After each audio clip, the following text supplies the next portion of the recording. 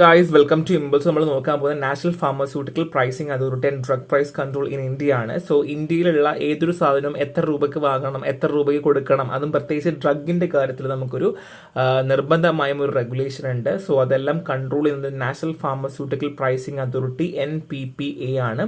So basically ഇവർ NPPA എന്ന് പറയുന്നത് ഒരു ഓട്ടോണമസ് ഓർഗനൈസേഷൻ ആണ് കേട്ടോ. അത് നമ്മുടെ മിനിസ്ട്രിയുടെ അണ്ടറിൽ വരുന്നതാണ്, കെമിക്കൽ ആൻഡ് ഫെർട്ടിലൈസറിന്റെ അണ്ടറിൽ വരുന്നതാണ്. എസ്റ്റാബ്ലിഷ് ചെയ്ത വർഷം 1997.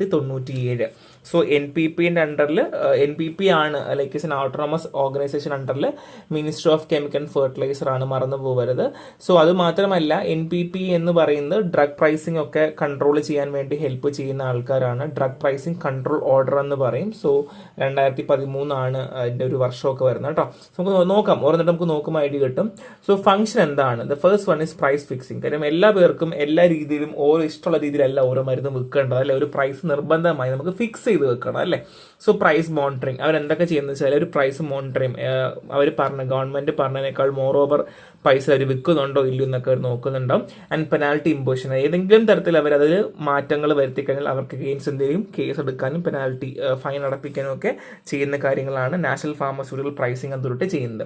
ആൻഡ് അവൈലബിലിറ്റി മോണിറ്ററിങ്, അതായത് ഏതെങ്കിലും ഒരു സമയത്ത് ഏതെങ്കിലും ഒരു എസെൻഷ്യൽ ഡ്രഗ് നമുക്ക് അവൈലബിൾ ആണോ, അല്ലെങ്കിൽ എത്ര രൂപയ്ക്ക് അവൈലബിൾ ആണ്, എങ്ങനെ കൺസിസ്റ്റന്റ് സപ്ലൈ കിട്ടുന്നുണ്ടോ എന്നുള്ള കാര്യങ്ങളൊക്കെ നോക്കുന്നതും അവർ തന്നെയാണ്. ബേസിക്കായിട്ട് മരുന്ന് എല്ലാവർക്കും കിട്ടുക, അത് വില കുറച്ച് കിട്ടുക എന്നുള്ളതാണ്. വില കുറച്ചെന്നല്ല, ഒരു ഫിക്സ് ചെയ്ത രൂപയിൽ കിട്ടുക എന്നുള്ളത് അത്യാവശ്യമാണ് എന്നുള്ളതാണ്. So first one is drug price control order DPCO 2013 എങ്ങനെയാണ് അല്ലെങ്കിൽ ഏത് രീതിയിലായിരുന്നു കൊണ്ടുവന്നിരുന്നു എന്നുള്ള കാര്യങ്ങളൊക്കെയാണ് പറയാനായിട്ട് പോകുന്നത്. ഇഷ്യൂവൻസ് പറയുമെങ്കിൽ DPCO 2013 ഇഷ്യൂ ചെയ്യുന്നത് ഗവൺമെന്റ് ഓഫ് ഇന്ത്യയുടെ അണ്ടറിൽ എസെൻഷ്യൽ കമ്മോഡിറ്റി ആക്ട് 1955 വരുന്നത്. ഇത് ഇച്ചിരി ടഫാണ്, കാര്യം അത് മനസ്സിലാക്കി വെക്കാനും പഠിക്കാനും ഒക്കെ ഇച്ചിരി ടഫാണ്. പക്ഷെ പഠിച്ചു കഴിഞ്ഞാൽ ഭയങ്കര എളുപ്പമാണ് തന്നെ കേട്ടോ, അത് മനസ്സിലാക്കി എടുക്കാൻ വേണ്ടി. ഇംപ്ലിമെന്റേഷൻ നമ്മൾ എൻ്റെ കൺട്രിയിൽ ലൈഫ് സേവിംഗ് ഡ്രഗ്സ് ഇനത്തിൽ എൻ്റെ കൺട്രിയിൽ കൊണ്ടുവന്നിരുന്നു. അതോറിറ്റി പറയുവാണെങ്കിൽ NPP ആണ്, ഞാൻ ഓൾറെഡി പറഞ്ഞു. കവറേജ് ആണ് എന്നുണ്ടെങ്കിൽ ബേസിക്കലി എല്ലാ ഫോർമുലേഷൻസും national list of essential medicine അണ്ടറിൽ വരുന്നുണ്ട്. കാരണം നമുക്ക് എസെൻഷ്യൽ ആയ കുറച്ച് മെഡിസിൻസ് ഉണ്ട്, അപ്പോൾ അതിനൊന്നും അധികം നമുക്ക് ചാർത്താനൊന്നും പറ്റത്തില്ല എന്നുള്ളതാണ്. So basically drug price control 2013 ആണ് അതിന്റെ കാര്യങ്ങളൊക്കെ ചെയ്ത് കൊണ്ടുവരുന്നത്. ഇനി DPCO drug price control of authority 2013 അതോറിറ്റിയുടെ ഒബ്ജക്റ്റീവ്സ് എന്താണ്? The first one is price regulation, അതായത് അധികം പൈസയൊന്നും വാങ്ങിക്കാതെ അഫോർഡബിൾ പൈസയിലായിരിക്കണം. പിന്നെ ഹെൽത്ത് കെയർ കോസ്റ്റ് കൺട്രോൾ, അതായത് ലൈക്ക് ഹെൽത്ത് കെയറിന് ബേർഡൻ, അതായത് ഇപ്പോൾ പല ആൾക്കാർക്കും അറിയാം ഒരുപാട് മരുന്നുകൾ വാങ്ങുമ്പോൾ ഒരു ബേർഡൻ ആണ് അല്ലെ, ഇത്ര രൂപയ്ക്കൊന്നും പൈസ ഉണ്ടാവില്ല, അപ്പോൾ അത് ബേർഡൻ ആക്കാൻ പാടില്ല. ആൻഡ് ഇൻഡസ്ട്രി ഗ്രോത്ത്, അതായത് ഒരു കാരണവശാലും എന്ത് ചെയ്യാൻ പാടില്ല, അധികം പൈസ പേഷ്യൻ്റെ കയ്യിൽ നിന്നൊക്കെ മേടിച്ചിട്ട് അവർ വളരാൻ പാടില്ല. വളരണം, പക്ഷെ അധികം പൈസ മേടിച്ച് വളർത്താൻ പാടില്ല. And out of pocket expenditure reduction, അതായത് ഒരു കാരണവശാലും ജനറൽ പബ്ലിക്കിന് ബാധ്യതയാകുന്ന രീതിയിൽ ഒരിക്കലും എന്ത് ചെയ്യാൻ പാടില്ല, പ്രൈസ് ഒന്നും സെറ്റ് ചെയ്ത് വെക്കാനായിട്ട് പാടില്ല എന്നുള്ളതും നിർബന്ധമായിട്ടുള്ള കാര്യങ്ങളാണ്. അപ്പോൾ ഇങ്ങനെയുള്ള കാര്യങ്ങൾക്ക് വേണ്ടിയിട്ടാണ് എന്ത് ചെയ്യുന്നത്, ഈ DPCO ഹെൽപ്പ് ചെയ്യുന്നത്. So next one is sale price of bulk drug. Bulk ഡ്രഗിന്റെ സെയിൽ പ്രൈസ് എങ്ങനെയായിരിക്കണം? So sales price of bulk drug is influence by supply and demand. അതായത് ഇപ്പോൾ പറയുന്നത് ബൾക്ക് ഡ്രഗ്, ഇപ്പോൾ എക്സാമ്പിൾ ഞാൻ ഡ്രഗിന്റെ കാര്യമായിട്ട് പറയുന്നില്ല, പ്രോട്ടീൻ പൗഡർ അങ്ങനെ വലിയ വലിയ കുപ്പിയില്ലേ വരിക. അപ്പം വലിയ കുപ്പിയിൽ വരുന്നത്, അപ്പം എങ്ങനെയാണ് ബൾക്ക് ഡ്രഗ് ഒക്കെ വിൽക്കുന്നത് എപ്പോഴും, അത് എങ്ങനെയാണ് നമുക്ക് കിട്ടുന്നത്, ഡിമാൻഡ് അനുസരിച്ചിട്ടൊക്കെയാണ് നമ്മളെപ്പോഴും രൂപ നിർണ്ണയിക്കുന്നത്. സോ റെഗുലേഷൻ ചെയ്യുന്ന ആരാണ്? ഈ ഒരു രൂപ നിർണ്ണയിക്കാൻ വേണ്ടിയിട്ട് ഹെൽപ്പ് ചെയ്യുന്ന ആരാണ്? ഒന്ന് DPCOയും പിന്നെ NPPയും ആണ്. നമ്മൾ ഓൾറെഡി പറഞ്ഞ കാര്യമാണ്. അവർ പ്രൈസ് റിവൈസ് ചെയ്തുകൊണ്ടിരിക്കും. ഇനി പ്രൈസ് ഡിറ്റർമൈൻ ചെയ്യുന്നവരാണ്, പ്രൈസ് ഇട്ട് കൊടുക്കുന്നവരാണ് NPP ആണ് ഡിറ്റർമൈൻ ചെയ്യുന്നത് എത്ര രൂപയാണ്. അത് രൂപ നിർണ്ണയിക്കുമ്പം ഒരുപാട് കാര്യങ്ങൾ നോക്കും, അതായത് മാനുഫാക്ചറിങ് കോസ്റ്റ് എത്രയാണ്, അവർ ഉണ്ടാക്കാൻ വേണ്ടി എടുത്ത പൈസ, പിന്നെ മാർക്കറ്റിലെ പ്രൈസിന് ട്രെൻഡ് എങ്ങനെയാണ്, ഹോൾസെയിൽ പ്രൈസിൻ്റെ എത്രയാണ് എന്നുള്ള കാര്യങ്ങളൊക്കെ നോക്കിയിട്ടായിരിക്കും എത്ര രൂപ ഇടണം എന്നുള്ളത് നിർണ്ണയിക്കുന്നത് കേട്ടോ. സോ ബൾക്ക് ഡ്രഗ് എപ്പോഴും DPCO NPP ആണ് അത് തീരുമാനിക്കുന്നത്. NPP ആണ് ഡിറ്റർമൈൻ ചെയ്യുന്നത്. Manufacturing cost, marketing price, trend index ഒക്കെ നോക്കിയിട്ടാണ് ചെയ്യേണ്ടത്, മറന്നു പോകരുത്. ഇനി റീറ്റെയിൽ പ്രൈസ് ഓഫ് ഫോർമുലേഷൻ, നമുക്ക് റീറ്റെയിൽ ഫാർമസി കിട്ടുന്ന കുഞ്ഞു കുഞ്ഞു ഫോർമുലേഷൻസ് ഇല്ലേ, അപ്പം നമുക്ക് ബേസിക്കലി നമ്മുടെ ഫൈനൽ ഡോസേജ് ഫോം, അതായത് ടാബ്ലറ്റ്, ക്യാപ്സൂൾ, സിറപ്പിനൊക്കെയാണ് നമ്മൾ എന്ത് പറയുക, റീറ്റെയിൽ പ്രൈസ് ഓഫ് ഫോർമുലേഷൻ അല്ലെങ്കിൽ retail price of formulation price കൊണ്ട് നമ്മൾ ഉദ്ദേശിക്കുന്നത്. നമ്മൾ കടയിൽ പോയിട്ട് നമ്മൾ മേടിക്കില്ലേ 10 പാരസ്റ്റമോൾ ഗുളിക എന്നൊക്കെ പറയില്ല, അതുപോലെ. ഇൻഫ്ലുവൻസിങ് ഫാക്ടർ, ബേസിക്കലി നമ്മൾ പാരസ്റ്റമോൾ മേടിക്കുമ്പോഴും സിറപ്പ് മേടിക്കുമ്പോഴും എന്തൊക്കെയാണ് ഇൻഫ്ലുവൻസ് ചെയ്യുന്നത്? ഒന്ന്, റോ മെറ്റീരിയൽ, പാരസ്റ്റമോൾ ഉണ്ടാക്കാൻ വേണ്ടി ഉണ്ടാക്കിയ റോ മെറ്റീരിയൽ, അതിൻ്റെ പ്രൊഡക്ഷൻ കോസ്റ്റ്, ഡിസ്ട്രിബ്യൂഷൻ ചെയ്യാൻ വന്ന പൈസ, പിന്നെ ഗവൺമെൻറ്റിൻ്റെ റെഗുലേഷനുമായി ബന്ധപ്പെട്ട കാര്യങ്ങളൊക്കെ നോക്കിയതിന് ശേഷമാണ് പാരസ്റ്റമോൾ നമ്മൾ വിലയിടുന്നത്. റെഗുലേറ്റ് ആരൊക്കെയാണ്? NPPയും DPCയും ആണ്. സോ അത് എളുപ്പമാണ് അല്ലേ? സോ നെക്സ്റ്റ് ഉണ്ട് ceiling price for essential formulation. So ceiling price എന്താണ്? സോ സീലിംഗ് പ്രൈസ് എന്ന് പറയുന്നത് നമ്മൾ ഒരു സാധനം വാങ്ങുമ്പോൾ അല്ലെങ്കിൽ വാങ്ങുന്നതിന് പ്രൈസ് ഫിക്സ് ചെയ്യാനുള്ള കാരണങ്ങൾ എന്തൊക്കെയാണ് എന്നുള്ളതാണ്. The first one is manufacturing cost. നമുക്കറിയാം ഒരു സാധനം ഉണ്ടാക്കണമെന്നുണ്ടെങ്കിൽ അല്ലെങ്കിൽ ഉണ്ടാക്കാൻ വേണ്ടി എടുക്കുന്ന പൈസയിൽ സീലിംഗ് പ്രൈസ് കോട്ട് ചെയ്യും. രണ്ട്, മാർക്കറ്റിംഗ് പ്രൈസ് ട്രെൻഡ്. അതായത് ഇപ്പോൾ എക്സാമ്പിൾ, ഞാൻ ഉണ്ടാക്കിയ പാരസ്റ്റമോളിൻ്റെ ഗുളിക എന്ന് പറയുന്നത് 5 രൂപയാണെങ്കിൽ തന്നെയും പുറത്ത് നോക്കുവാണെങ്കിൽ 10 രൂപയ്ക്കാണ് കൊടുക്കണമെങ്കിൽ അപ്രോക്സിമേറ്റ് ആ പ്രൈസിന് കൊടുക്കണം. കാര്യം ബാക്കിയുള്ളവർക്കും ജീവിക്കണമല്ലോ. അതുകൊണ്ട് മാർക്കറ്റ് പ്രൈസ് ട്രെൻഡ് നമ്മൾ നോക്കാറുണ്ട്. പിന്നെ ഹോൾസെയിൽ പ്രൈസ് ഇൻഡെക്സ്, അതായത് നമ്മൾ ടോട്ടലി ഉണ്ടാക്കാൻ വേണ്ടി എടുത്ത പൈസയുടെ കണക്ക് നമ്മൾ നോക്കാറുണ്ട്. And NPP role. NPP എന്ന് വെച്ചാൽ ഈ പ്രൈസ് എത്ര ആയിരിക്കണം അല്ലെങ്കിൽ എത്ര വേണം എന്നുള്ളത് ഫിക്സ് ചെയ്യുന്നതും NPP ആണ്. ബേസിക്കലി ഒരു പേഷ്യന്റിനായാലും ഉണ്ടാക്കിയ ആൾക്കാർക്കായാലും വലിയ പ്രശ്നമൊന്നും ഇല്ലാതെ എല്ലാവർക്കും ഒരുപോലെ ഒരു പൈസ ചെയ്യുക. നമ്മൾ നോക്കാൻ പോകുന്ന monitoring of decontrolled drugs ആണ്. So basically decontrolled drugs എന്ന് വെച്ചാൽ കൺട്രോൾ ചെയ്യാത്ത ഡ്രഗ്സ് എന്ന് ഒരിക്കലും വിചാരിക്കരുത്. ഗവൺമെന്റിന്റെ കൺട്രോളിലൂടെ മാത്രമേ വിൽക്കാൻ പറ്റുന്ന ഡ്രഗുകൾ നമ്മൾ ഡീ കൺട്രോൾഡ് ഡ്രഗ്സ് എന്ന് പറയാം. എന്തിനു വേണ്ടി അങ്ങനെ ചെയ്യുന്നത്? ഗവൺമെന്റ് കൺട്രോളിൽ മാത്രം. കാര്യം അത് അബ്യൂസിങ് ചെയ്യാനുള്ള ചാൻസ് ഉണ്ട്, അല്ലെങ്കിൽ മിസ്യൂസിങ് ചെയ്യാനുള്ള ചാൻസ് ഉണ്ട്. അപ്പോൾ NPP ആണ് മോണിറ്റർ ചെയ്ത് ഡീ കൺട്രോൾ ഡ്രഗ് വലിയ വിലയൊന്നും കൊടുക്കാതെ വളരെ കുഞ്ഞ് വിലയിൽ മറ്റുള്ളവർക്ക് എത്തിക്കുന്നത് കേട്ടോ.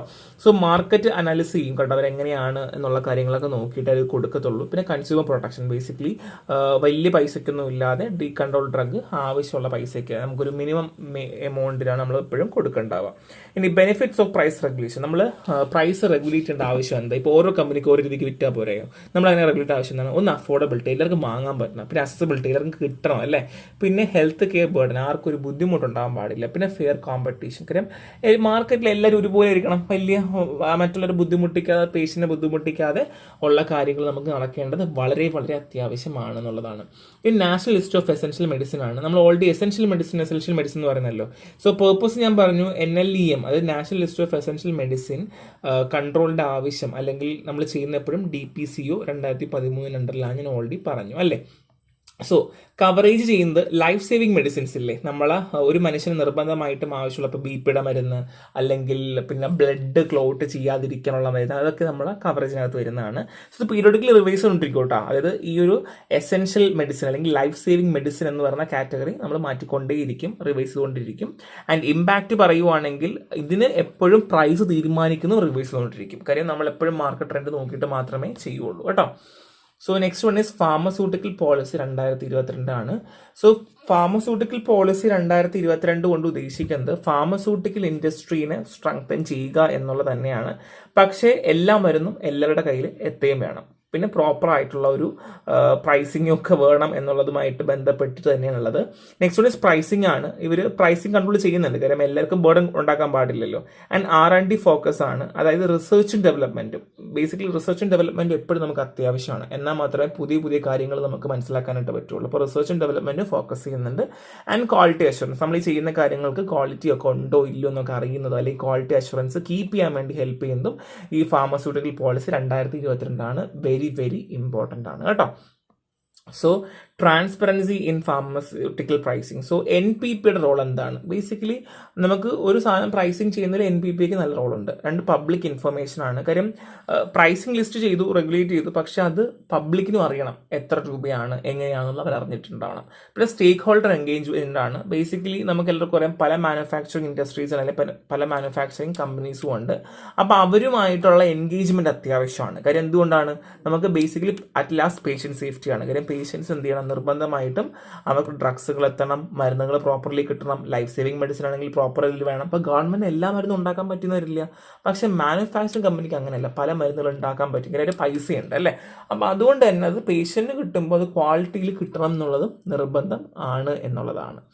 So penalty of non compliance, ഏതെങ്കിലും തരത്തിൽ വന്നു കഴിഞ്ഞാൽ, പെനാൽറ്റി വന്നു കഴിഞ്ഞാൽ, അല്ലെങ്കിൽ ഏതെങ്കിലും രീതിയിൽ അവർ ഓവർ ചാർജ് വാങ്ങിക്കഴിഞ്ഞു കഴിഞ്ഞാൽ ആദ്യം എന്ത് വെച്ചാൽ തറവായിട്ട് ഇൻവെസ്റ്റിഗേറ്റ് ചെയ്യും. അവർ നോക്കും എവിടെയൊക്കെ ചെയ്തു, എന്തൊക്കെ ചെയ്തു നോക്കും, പിന്നെ പെനാൽറ്റി കൊടുക്കുകയാണ്. സോ അത് അവർ ഗിൽട്ടി ആവുകയാണ്, അവർ പറയുവാണ് ഞാൻ ചെയ്തു തെറ്റാണെന്നൊരു ഉറപ്പിക്കുകയാണെന്നുണ്ടെങ്കിൽ എന്താണോ അവർക്ക് ഉണ്ടായ ചാർജ് അല്ലെങ്കിൽ എന്താണോ അവർ കാണിച്ചത് തെറ്റ് അതനുസരിച്ച് എന്ത് ചെയ്യുന്നു, അവർക്ക് അഗെയിൻസ്റ്റ് എന്ത് ചെയ്യുന്നു, അവർക്ക് പെനാൽറ്റി കൊടുക്കുന്നു.